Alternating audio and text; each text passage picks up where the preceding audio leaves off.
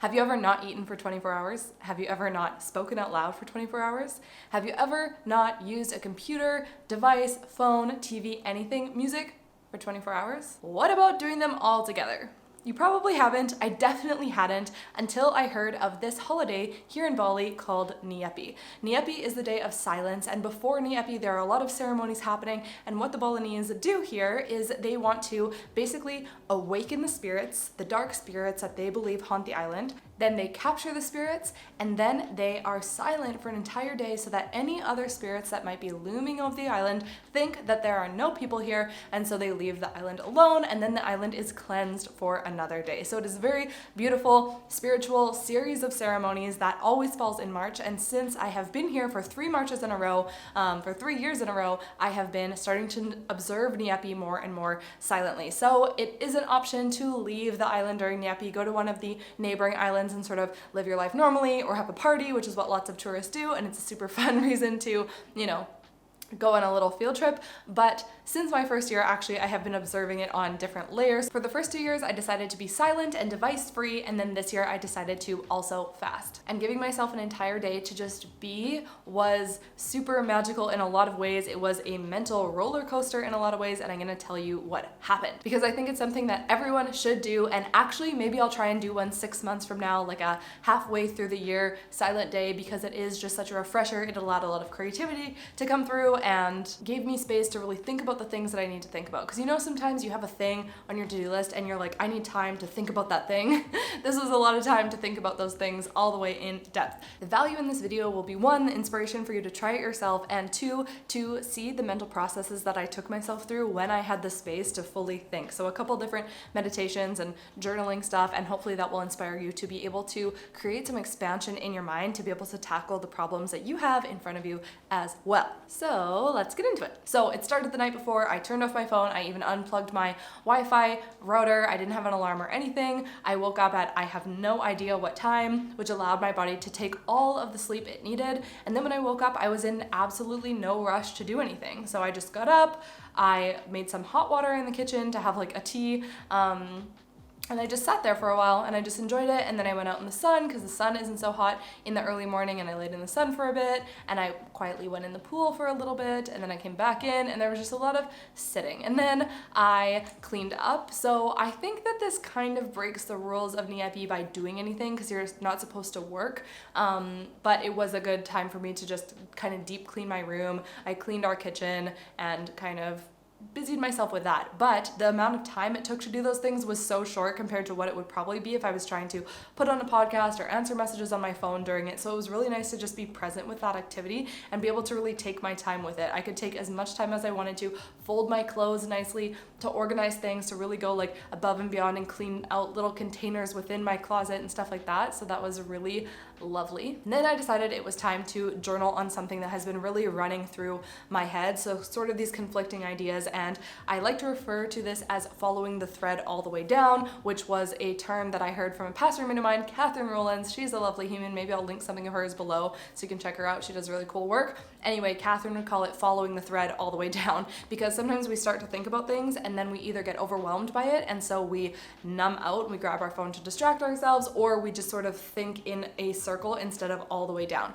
So I wrote out this scenario. What is happening? Why am I feeling this way? What is real? What is the truth of the scenario? And ultimately, what do I want? So even if I don't get what I want to be clear on what I want. And I came to the end, these are 2 things that I want that would help me feel free of the situation, feel better of the situation. And after doing any sort of process like this sort of like journaling or shadow work process, there's usually a bit of a vulnerability hangover feeling. So even though I wasn't necessarily being openly vulnerable with someone else, I was putting my true raw thoughts out onto paper and really thinking about all of it, thinking how this is affecting me, thinking about what my thoughts are about this situation and this person and how it makes me feel and all those things. And then you feel this like, which is why sometimes in a coaching session, you can do one process and it takes 40 minutes, and then you're not going to actually go into anything else because it would be really heavy to start working on something else. And sometimes a process takes closer to an hour, full 90 minutes, or whatever it is. So after a process like that, and you do go into something emotional and you reflect, it is really helpful to have time to ground and to sort of relax after it. So I took a nice hot shower and I just allowed it to wash everything off of me. This really has nothing to do with the silent day practice, but just something to know if you do go through a process like this, whether it's a deep journaling session or a crying session or even speaking out something vulnerable, setting a boundary with someone, you will have this vulnerability hangover feeling.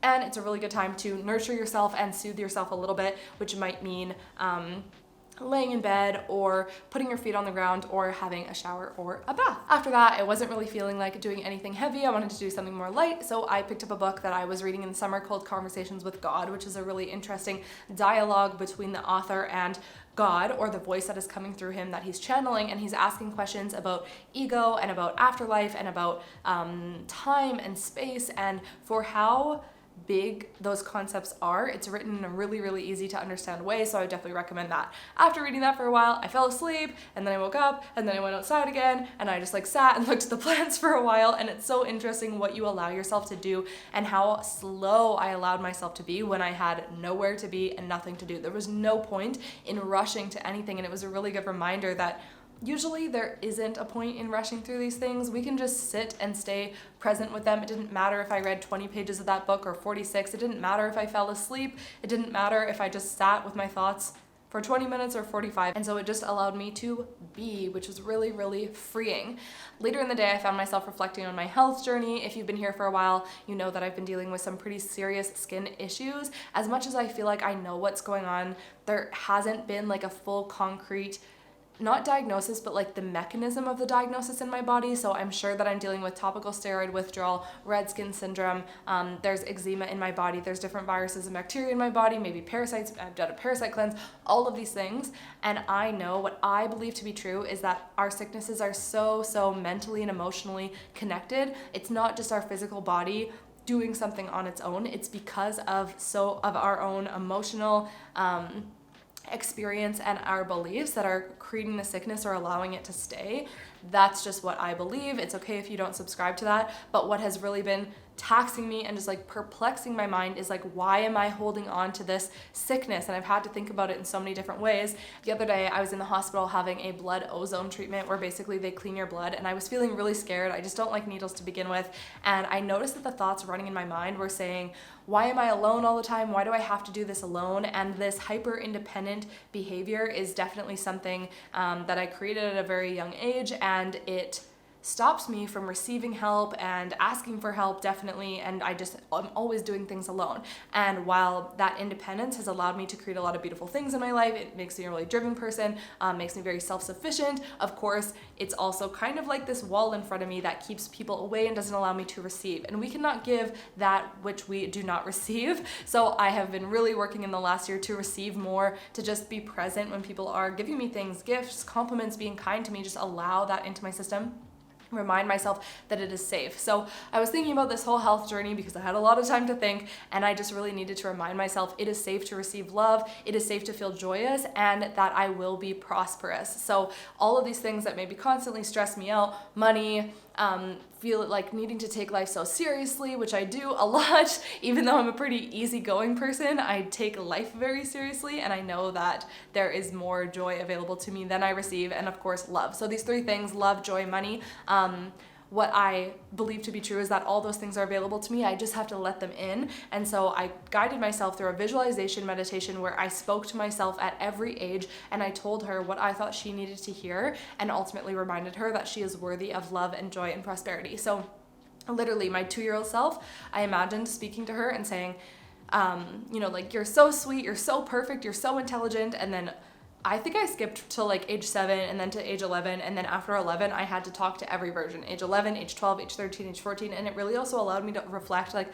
what was going on for me at that time, what age was I, what grade was I in. I moved schools in grade 10, so I thought about that time. I thought about what my relationships were like in grade 11 and 12 and after college, and who I was dating and what that version of me needed to hear. And it was a very, very healing experience. So if you've ever done a guided meditation that takes you back to speak to your childhood self, it was kind of like that I spoke to myself at every year. It took quite a while. It took over 30 minutes for sure. And when I got to this age, 26, which I am right now, and I'm about to turn 27, and I just spoke to myself, it became quite emotional, but it was very powerful to just remind myself all of these things that I'm worthy of. And I wanted to share that because I think doing that visualization meditation for yourself would be very powerful. You can also speak it out loud, which makes it even more powerful. And also because I realized yesterday as well that I can be confident in my vulnerability, and I think that that is a gift. And when I was sharing on my Instagram stories my experience of being sick and really the mental health roller coaster that has come with it, and the distress and disappointment and exhaustion with trying things that don't work and not getting better as fast as I want to, I really didn't want to feel like I was just dumping on my audience, like complaining and complaining and complaining. But I know that that's actually not what it is. There is power in me sharing my story, power in me sharing that I am taking the natural healing approach above all else, and hopefully that will empower anyone else who's going through any sort of chronic condition to do the same, or at least be open to it, at least be working with a naturopathic doctor along with your general practitioner, or seeking out some of these Eastern medicine modalities that are so powerful. They're just so far away from the medical system that the Western world is used to, which is where most of the people in my audience are, like literally physically far away, that it just seems you either don't know about it or you don't trust it. So the conclusion that I came to there was that I can be confident in my vulnerability, and therefore it is a gift for me to be able to share. So that was a very powerful insight I had as well. Also, during this silent day, I had a lot of good creative insights come through, different downloads about stuff, whether it pertained to me or my career, social media. I had a good social media strategy come through that I was like, oh, that is a perfect concept for Reels. I'm definitely gonna start doing that. All in all, to say that just giving yourself a space to be in silence with yourself will allow your conscious and your subconscious to just work together and organize systems. And yes, it could lead to you thinking in circles and being in your mind a lot, but that's kind of the point. And actually, if you just get through the chaos that's like always at the front and just sit with that for more than 5 minutes without distracting ourselves with our phone or something else, then we can actually start to straighten it all out and pull that string that's in a bunch of knots and just slowly untie them and straighten it out and see, okay, this is what's going on and this is what I need to do. And it definitely doesn't need to take a whole day. I think this is why meditation is so powerful, because you can have so much clarity in 15 minutes or 20 minutes or 45 minutes if you really go for it, just from being silent in your own mind. Then it was sunset time. I was reading outside and I heard someone knock on my door, and I was like, wait, what's going on? No one can be knocking on my door. No one can be outside. What's happening? So I went to my door and I was about to open it. And then I started getting these Purge vibes. You know that movie? I haven't actually seen it because I'm too scared. But what I understand is it's just like a crime free-for-all. So people just like kill each other. And I was like, oh my God, the streets are quiet. This would be the perfect time to rob someone. And it's very safe where I live. Let me just disclaim. But these thoughts were coming in my mind. And then I was like, oh my God, I haven't heard my voice in like 16 hours. And now this person's talking to me. And I was like, who is it? And then he was telling me his name. And I was like, that's not helpful. What do you want? And then he couldn't explain to me because of the English barrier. And then I realized that I had outside lights, like on the outside of the door, turned on. And he was like, you need to turn those off. And I was just like, oh, okay, sure. So I flipped the switch that was beside the door and he said, okay, thank you. But then I looked outside from inside and I could see that they were still on. And then I realized I had no idea how to get these lights off, and it's very important for the lights to be off so that the sky can be perfectly clear, and plus it's breaking the rules. So I kept flipping the switch, and then it occurred to me that maybe the switch wasn't actually pressing the inside of what's inside the switch. So then I thought, okay, what can I do? I can't unscrew this switch, it's too intense. So then I went to the kitchen and I cut this garbage bag in half, and I got this tape and I was taping garbage bags over the lights outside. And then I started thinking, what if the lights start the garbage bag on fire or they melt it? Then this man comes back. I never talked to him, by the way. I wouldn't let him in. I said, no, I can't. Nyepi. I was just like scared, which is so silly, but anyway.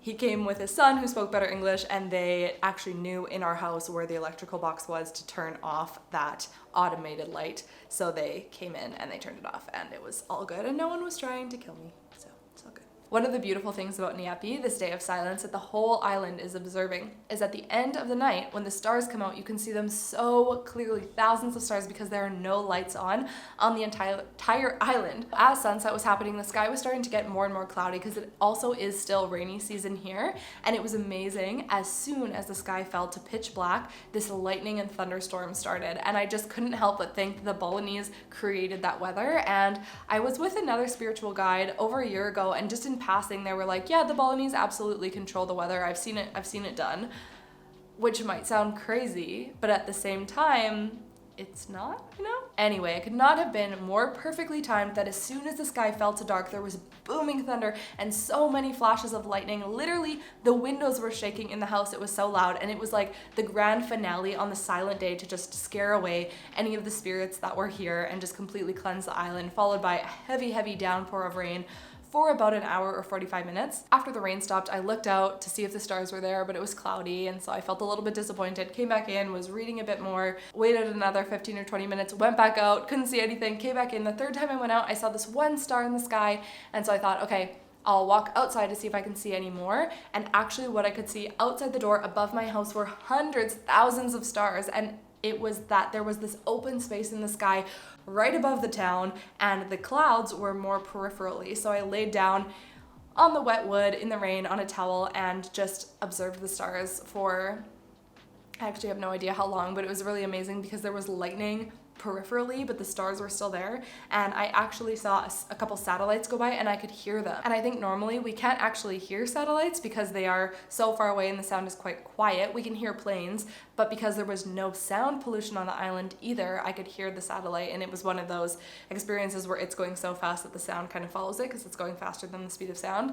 So that was really amazing. If you decide to do a silent day, perhaps there will still be light and noise pollution because chances are the people around you will not be doing the same practice, but you could just do it for the 16 hours or the 12 hours that you are awake in a day. Completely shut off your devices, unplug your Wi-Fi, keep everything away from you, just allow yourself to have a journal and a pen, and just be with your thoughts and be with your body and ask it what it needs. Does it want to sleep? Does it want to move? Does it want to read? Does it want to write? What does it want to think about? And nurture your mind in that way and allow yourself the space to expand in those thoughts. And I guarantee you that you will be able to have some clarity on something in your life, whether it's a new creative idea or something that's bothering you. Just giving ourselves the space and the presence is so freaking powerful. So I hope you're inspired to do this. Let me know if you tried to do even a 12-hour device detox or a 24-hour water fast or whatever feels good to you. It's really interesting to explore our experience in our body and explore our minds and see what benefits we can get from it, because of course there are many. Thank you so much for watching this. If you have any thoughts, insights, or questions, leave them in the comment box below and I will get back to you.